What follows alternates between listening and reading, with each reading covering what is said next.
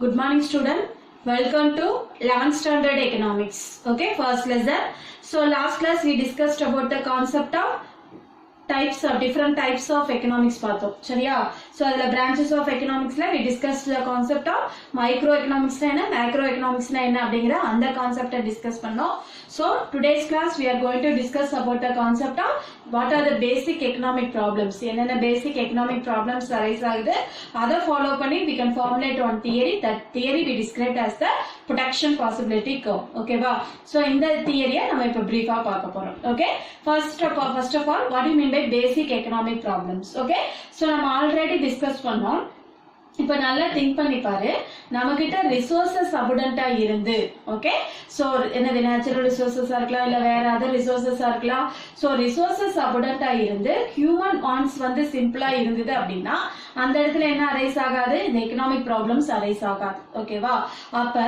நல்லா நோட் பண்ணு எந்த இடத்துல நம்மளோட ரிசோர்சஸ் ஸ்கார்சிட்டியா இருந்து ஹியூமன் வாண்ட்ஸ் வந்து அன்லிமிட்டடா இருக்குதோ அந்த இடத்துல என்ன கிரியேட் ஆகும் இந்த எகனாமிக் ப்ராப்ளம்ஸ் வந்து அரைஸ் ஆகும் ஓகேவா இப்ப நம்ம கண்ட்ரீஸ் எல்லாம் பாத்தீங்கன்னா இன்னும் டெவலப்டு அப்படிங்கிற இதுக்கு வரல it is going on developing அப்படிங்கிற லெவல்ல இருக்கு அப்படி இருக்கிறப்ப நம்மளோட ஹியூமன் வாண்ட்ஸ் வந்து அன்லிமிட்டடா இருக்குது ஓகே இதுக்கு ஒரு சின்ன எக்ஸாம்பிள் பாரு இப்ப நம்ம சின்ன வயசுல ஒரு குட்டியா ஒரு சின்ன சைக்கிள் வச்சிருப்போம் ஓகே அது ஃபுல்ஃபில் ஆனாலும் கொஞ்சம் வளர்ந்ததுக்கு அப்புறம் என்ன நினைப்போம் பெரிய சைக்கிள் வேணும்னு நினைப்போம் அது முடிச்சதுக்கு அப்புறம் 2 வீலர் வேணும்னு நினைப்போம் 2 வீலர்ல அட்வான்ஸ்ல என்ன அதுக்கப்புறம் 4 வீலர்ல அட்வான்ஸ் என்ன அந்த மாதிரி நம்மளோட வாண்ட்ஸ் என்ன ஆயிட்டே இருக்கும் அன்லிமிட்டடா போயிட்டே இருக்கும் சரியா ஆனா அதுக்கான ஸ்கார்சிட்டி ரிசோர்சஸ் எப்படி இருக்கும் ஸ்கார்சிட்டியா இருக்கும் அந்த சிச்சுவேஷன்ல என்ன அரைஸ் ஆகும் அப்படின்னா இந்த பேசிக் எகனாமிக் ப்ராப்ளம்ஸ் வந்து அரைஸ் ஆகும் ஓகேவா சோ ரிசோர்சஸ் ஆனது ஸ்கார்சிட்டியா இருந்து ஹியூமன் வாண்ட்ஸ் வந்து அன்லிமிட்டடா இருக்கிறப்ப என்னாகும்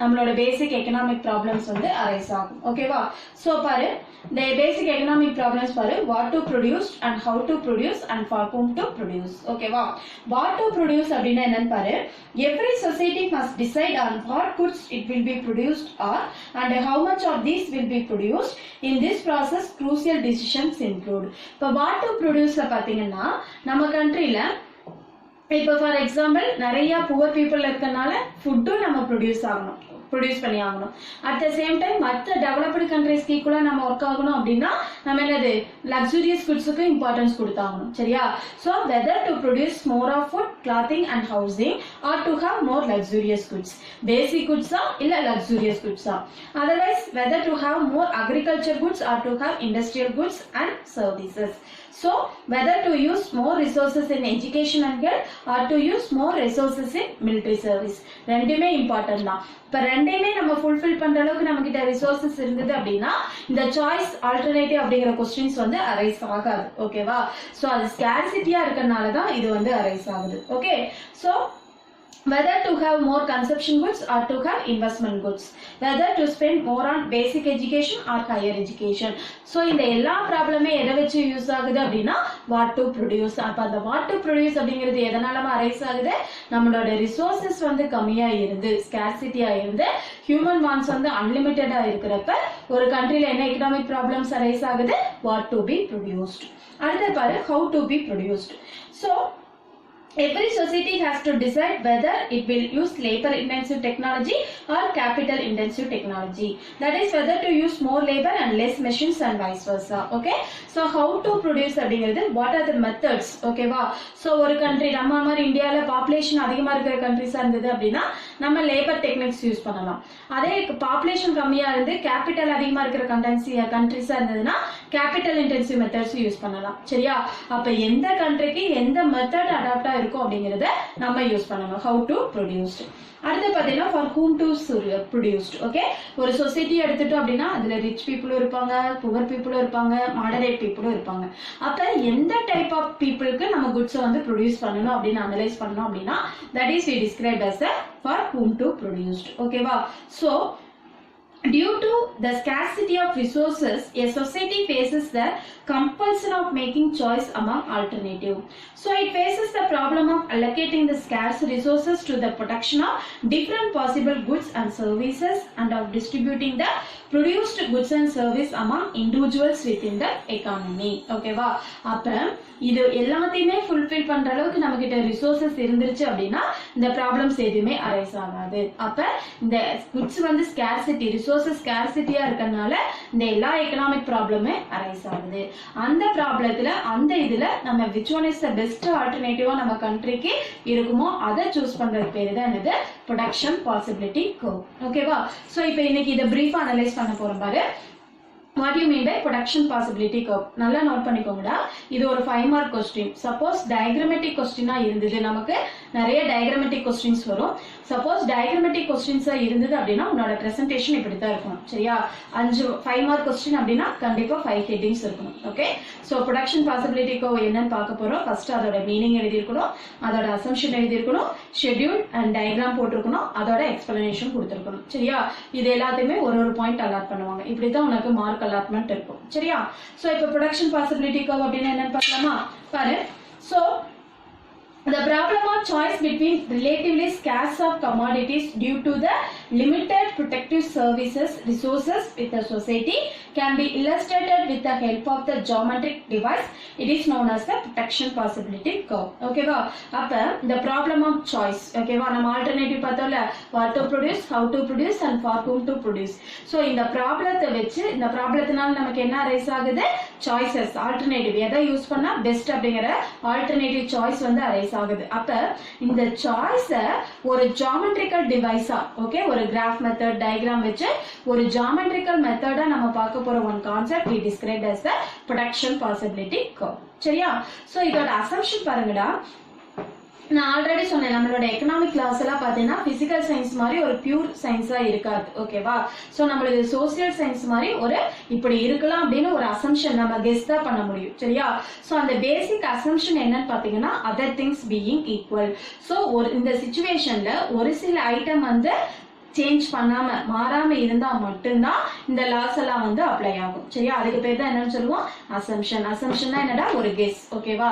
சோ இந்த இதெல்லாம் நம்ம ஃபாலோ பண்ணோம் அப்படின்னா தான் இந்த தியரியே அப்ளைட் ஆகும். இப்ப லா ஆஃப் டிமாண்ட்ல பார்த்தோம் இல்லையா, பிரைஸ் வந்து கான்ஸ்டன்டா இருக்கணும். அந்த மாதிரி இதுலயும் ஒரு சில அசம்ப்ஷனை நம்ம ஃபாலோ பண்ணி we can formulate production possibility curve. ஓகேவா? சோ இதுல பாத்தீங்கன்னா என்னென்ன அசம்ப்ஷன் அவங்க சொல்லிருக்காங்க அப்படின்னா, ஃபர்ஸ்ட் ஸ்டேட் ஆஃப் டெக்னாலஜி. நம்ம டெக்னாலஜிஸ் யூஸ் பண்ணி அதிகமா அவுட்புட் கொடுத்துட்டோம் அப்படின்னா இந்த ப்ரொடக்ஷன் பாசிபிலிட்டி அப்ளைட் ஆகாது. ஓகேவா?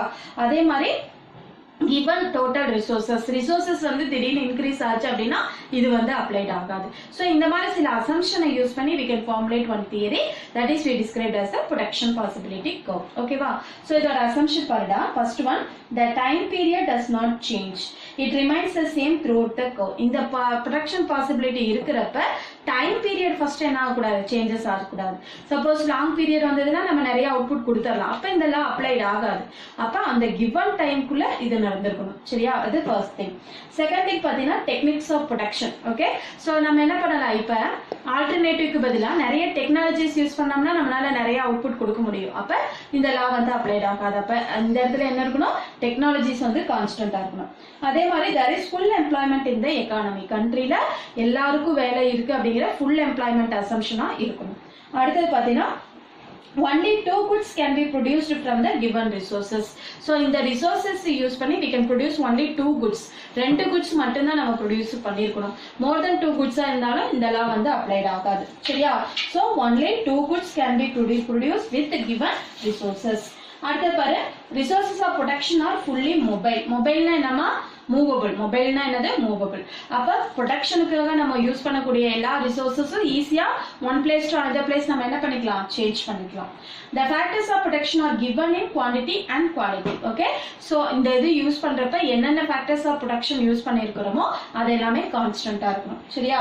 அடுத்தது law of diminishing return operates in production. diminishingனா நம்ம அதிகமா யூஸ் பண்ண அதுல இருந்து கிடைக்கிற பெனிஃபிட் வந்து டிக்ரீஸ் ஆயிட்டே இருக்கு அப்படிங்கிறது மீனிங். அப்ப அந்த லா வந்து இங்க அப்ளைட் ஆயிருக்கணும். சரியா? சோ இதெல்லாம் இருந்தா மட்டும்தான் the production possibility curve is possible, otherwise it is impossible. Okay, அப்ப நம்மளுடைய எல்லா எக்கனாமிக் லாஸ்க்குமே நம்ம என்ன யூஸ் பண்ணிருக்கணும், ஒரு அசம்ஷன் வந்து ஃபார்முலேட் பண்ணிருக்கணும். சரியா? அதெல்லாம் அழகா இங்க கொடுத்திருப்பாங்க பாரு. So every production possibility curve is based upon these assumption. So if some of these assumptions change or neglected, then it affects the nature of production possibility curve. சரியா? So இந்த assumptionல ஒரு assumption வந்து changes ஆனாலும் இந்த law வந்து என்ன ஆகாது, it should not be applied. ஓகேவா? So இத ஒரு schedule and diagram மூலமா explain பண்ணலாமா? பாருங்கடா. So இதுல first column பாரு, different 5 production possibilities கொடுத்திருக்கோம். ஓகே, அடுத்த காலத்துல பாத்தீங்கன்னா number of food production நம்ம பார்த்தோம் இல்லையா? So this or that ரெண்டு production இருக்கிற resources 6 possibilities தான் இருக்குது. இந்த 6 possibilitiesல நம்ம என்ன பண்ணலாம், ரெண்டு choices இருக்கு. அப்ப which one is the best choice அப்படின்னு நம்ம choose பண்ணணும். ஓகேவா? For example ஒன்னு வந்து food production, இன்னொன்னு வந்து car production. இப்ப நம்ம food production 0வா இருந்ததுன்னா car வந்து 25 units ஃபுல்லா car produce பண்ணலாம்.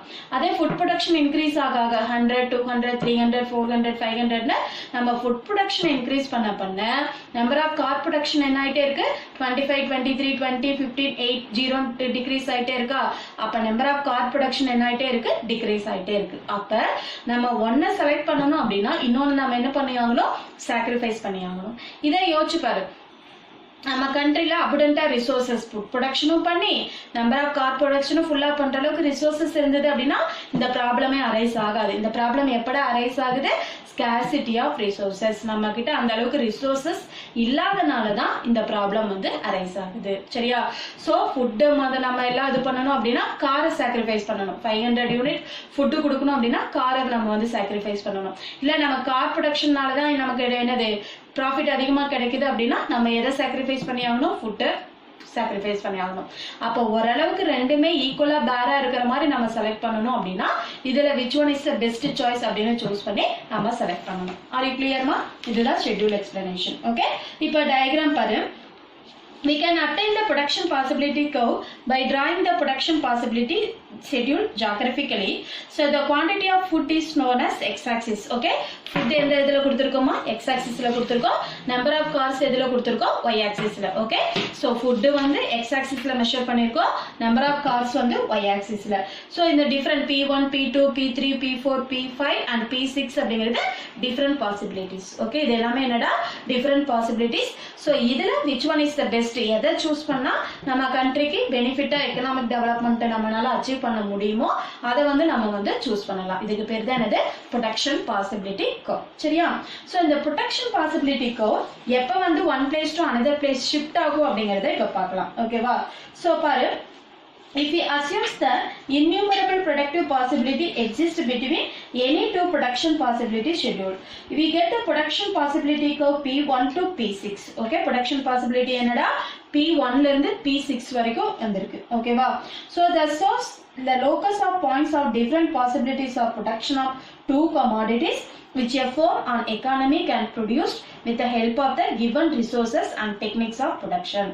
Suppose points outside the production possibility, that means point P. Okay, நல்லா கவனிங்கடா, இந்த டயக்ராம்ல point P அப்படிங்கிறது outside the production possibility, point P7 அப்படிங்கிறது inside the production possibility. So இது எதை denote பண்ணுதுன்னு பாரு. Suppose the points outside the production possibility, that is point P, are unattainable as a society. The resources of production are not sufficient to give an output beyond the curve. But points lying inside the curve like P7 are attainable by the society, but at this point resources production are not fully employed. Okay va? So இது ஒரு excellent explanation பாரு. Suppose நம்ம இந்த production possibilityல இந்த alternative எல்லாம் இல்லாம இந்த P அப்படிங்கிற point outside the production possibility choose பண்ணோம் அப்படின்னா இது எதை குறிக்குது அப்படின்னா நம்மனால அவ்வளோ அவுட்புட் கொடுக்க முடியாது. சரியா? சோ நம்ம ப்ரொடக்ஷனோட ஃபோமோட எஃபிஷியன்சியே இது வரைக்கும் தான், அதை விட அதிகமா போறப்ப இது வந்து ப்ரொடியூசர்னால முடியாத பாயிண்ட். ஓகேவா? இதே வந்து P7 அப்படிங்கிறது அண்டர் எஸ்டிமேட். ஓகேவா? சோ இருக்கிற ரிசோர்சஸ நம்ம எஃபிஷியண்டா யூஸ் பண்ணல அப்படிங்கறத P7 டினோட் பண்ணுது. P அப்படிங்கிற பாயிண்ட் என்னமா, அதுல ப்ராஃபிட் அதிகமா கிடைக்கும், அந்த அளவுக்கு நம்ம கிட்ட ரிசோர்சஸ் கிடையாது. P7 அப்படிங்கிறது இருக்கிற ரிசோர்சஸ் நம்ம எஃபிஷியண்டா யூஸ் பண்ணல. அப்ப அந்த P1 to P6ல இருக்கிற பாயிண்ட நம்ம சூஸ் பண்ணோம் அப்படின்னா நமக்கு என்ன கிடைக்கும், ஓரளவுக்கு எக்கனாமிக் டெவலப்மெண்ட் வந்து கிடைக்கும். சரியா? சோ பாரு இதுல பெஸ்ட் பாரு if the society is producing at point P4 then it can be increased the production of food keeping the number of cars is constant or it can be increase the production of cars keeping the food grain output constant or it can increase the output both of the goods simultaneously. So suppose நமக்கு ரெண்டுமே ஈவனா வர மாதிரி ஒரு சாய்ஸை வந்து நம்ம choose பண்ணணும் அப்படின்னா அதுக்கு இந்த fourth choice production possibilityல fourth choice வந்து பெஸ்ட் ஒன்னா இருக்கும். ஓகேவா? ஸோ ஃபுட் ப்ரொடக்ஷனை நம்ம 300 டன் ப்ரொடியூஸ் பண்ணிக்கலாம், நம்பர் ஆஃப் கார் ப்ரொடக்ஷனும் 15 யூனிட்ஸ் வந்து நம்ம ப்ரொடியூஸ் பண்ணிக்கலாம். சரியா? ஸோ இந்த ப்ரொடக்ஷன் பாசிபிலிட்டிக்கு எப்போ ஷிஃப்ட் ஆகும்னு பார்த்தீங்கன்னா என்னது அப்வர்டாவோ இல்லை டவுன்வர்டாவோ ஆகும்னு பார்த்தீங்கன்னா first one the changes in the supply of productive resources. Okay, number of goods இப்போ இது 500 வரைக்கும் இருக்குதா, சப்போஸ் 600 700 அப்படின்னு number of goods supply increase ஆகுறப்ப இந்த ப்ரொடக்ஷன் பாசிபிலிட்டி வந்து சேஞ்சஸ் ஆகும். இன்னொரு ரீசன் பார்த்தீங்கன்னா the change in the state of technology. okay, so நம்ம நிறைய என்னது capital intensive யூஸ் பண்ணி நிறைய machineries யூஸ் பண்ணி நம்ம என்ன பண்ணிக்கலாம், sometimes output வந்து increase பண்ணிக்கலாம். சரியா? so இந்த ரெண்டு situationல production possibility என்ன ஆகும், upward-ஆவோ இல்ல downward-ஆவோ மாறும். எதுனாலடா, ஒன்னு the changes in the supply of productive resources. okay, அடுத்தது பார்த்தீங்கன்னா changes in technologies யூஸ் பண்ணி நம்ம என்ன பண்ணிக்கலாம், இதை வந்து change பண்ணிக்கலாம். are you clear ma? so production possibility-க்கு meaning பார்த்தோம், assumption பார்த்தோம், அதோட schedule, diagram explanation. are you clear?